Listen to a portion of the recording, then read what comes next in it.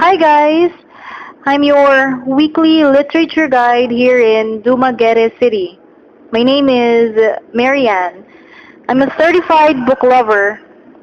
I travel Dumaguete City in search for literary work and I came across a renowned university here and people call it Silliman University. So guys, I want you to follow me as I enter the gates of this prestigious university so that I will find Filipino literary works for you. I'm here at Silliman University's amphitheater. Students call it actually the amphi. And it's close to I believe that's the preschool department of Silliman University. You can see the parents picking up their kids after school.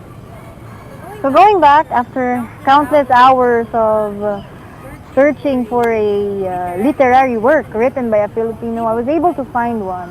It's a poem, and it's written by Corazon Almerino, and I think this is a Cebuano poem, or a local poem, I don't know, like, it's written in a local language. So I'll begin by reading to you guys this Cebuano poetry. So the title is Unsaon paggisa sa bana nga manghulga sa asawang dili kahibalong muluto. Una, inita ang mantika sa kaha. Pangalawa, gisaha ang sibuyas bombay ug ahos. Really having a hard time, guys, reading this Cebuano poetry. I believe I need help from someone who I think is an expert in this language. So follow me as I ask or beg for help from anyone here, probably a student, who could read this poetry for you clearly. Because how I read the poetry, I don't even want to listen to it. What's your name? My name is Mahalasri. Oh, hi.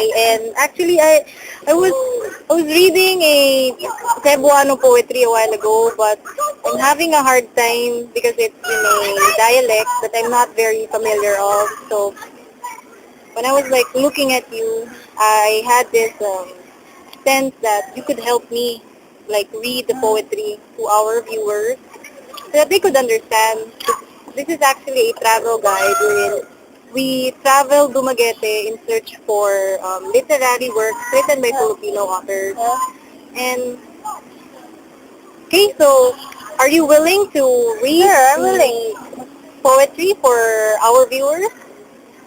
Okay then, so before we begin, do you have, would you like to greet someone? Sure, I want to greet my family in Bacolod. Hi. So, hi to her family in Bacolod. So, okay, cameraman, where's the manuscript? Oh, thank you. So, hey guys, so for you to understand the poetry, she'll be reading it for you. Usawan pag-isa sa bala nga manghulga sa asawang dili kahibalong muluto. Una, inita ang mantika sa kaha. Pangalawa, isa ang sibuyas, bombay ug ahos. Tulo, ilunod ang iyang kumo nga iyang kunong isumbag sa imong nawong. Kaupat, isunod ang iyang mga tiil nga iyang ipatig nimo. Kalima, isagol apil ang ubang bahin sa iyang lawas. Sa bukali, sunod, tuslok ka sa tinidor. Mas maayo kung kutsilyo. Timplahi dayog pamalikas ug maldisyon. Ilawit, hauna, glas, kanag, kung way lami, ilawog sa iro. Na. Thank you so much for helping me. Sure. And for our local viewers, so that's basically the poetry in... So for our international friends, I'll be reading the English translation of the poem, which was read a while ago in Cebuano, so that our international friends who are watching will have an idea of what is our featured literary work for today. So, in English, the title is, it says here, How to Saute a Husband Who Berates His Wife Who Doesn't Know How to Cook. So the first thing is, heat oil in frying pan. Second, you saute onions and garlic. Third, immerse the fist that he will punch your face with. Fourth, do likewise with the feet that he will kick you with. Fifth, mix in the other parts of his body. Sixth, bring to a boil. 7.